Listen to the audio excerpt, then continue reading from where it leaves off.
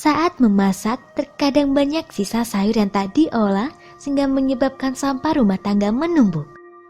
Tak hanya menyebabkan tidak nyaman, sampah di dalam rumah terutama dapur sangat mudah menyebar bakteri penyebab penyakit. Nah, untuk itu, cobalah menanam kembali sisa sayuran yang ada menjadi tanaman yang dapat dimanfaatkan kembali. Tak hanya mengurangi sampah dapur, kegiatan tersebut tentunya juga bisa menghambat pengeluaran rumah tangga. Berikut 8 jenis sayuran yang bisa kembali ditanam. Sawi. Sawi dapat dengan mudah ditanam kembali bahkan tanpa tanah. Caranya, kamu hanya perlu menyisakan sepertiga pangkal sawi dan merendamnya dengan air. Kemudian, kamu tinggal mengangin-anginkannya di tempat yang sejuk. Jangan menaruh tanaman sawi tersebut di bawah sinar matahari langsung. Dalam beberapa hari, tunas sawi akan kembali muncul mulai dari tengah hingga kembali penuh. Alternatif lain, kamu juga bisa menanam sisa pangkal sawi tersebut di tanah. Daun bawang. Saat membeli daun bawang tidak jarang ada bagian pangkal yang terasa kering dan terbuang. Namun sebaiknya kamu meninggalkan bagian pangkal daun bawang tersebut agar menjadi kering dan berakar.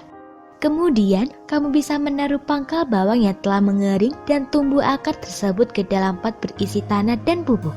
Kamu bisa menyiramnya dengan menggunakan sprayer setiap hari. Dengan begitu, kamu tidak perlu lagi membeli daun bawang untuk masak. Selada. Sama seperti sawi, daun selada juga dapat kembali ditanam. Cara menanam pangkal selada hampir mirip menanam daun bawang, yaitu dengan menggunakan tanah. Namun, kamu harus meletakkan tanaman selada di dekat jendela agar hangat. Akan tetapi jangan langsung terkena sinar matahari. Daun kemangi. Sayurannya satu ini paling banyak disukai sebagai lalapan ataupun media cuci tangan sehabis makan. Cara menanam kembali kemangi adalah dengan menggunakan media air kemudian dipindah ke media tanah. Caranya adalah dengan memasukkan tangkai dan daun kemangi ke dalam wadah berisi air. Bagian kemangi yang terkena air adalah 3/4 bagian. Lalu ganti air setiap hari. Beberapa hari kemudian akar akan tumbuh dan ketika akar sudah cukup banyak bisa ditanam di tanah. Wortel. Setinggi 2 inci pangkal wortel dapat kembali menghasilkan tunas wortel. Oleh karena itu, jangan membuang pangkal wortel yang kering dan tak terpakai. Rendam setengah bagiannya ke air, setiap 2 hingga 3 hari sekali ganti air tersebut.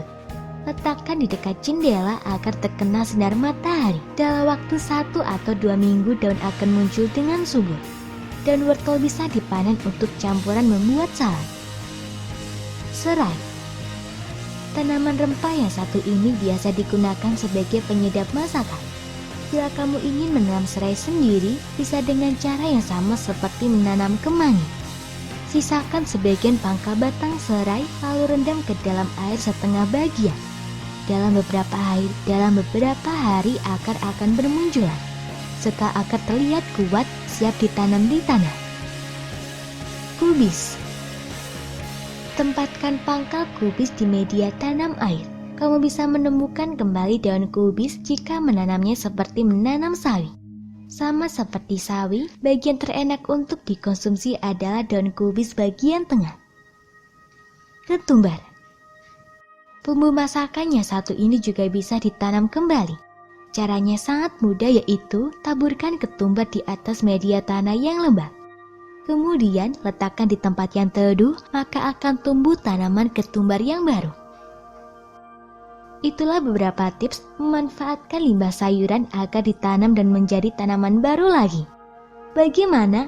Apakah Anda tertarik mencobanya di rumah? Semoga informasi tersebut dapat bermanfaat.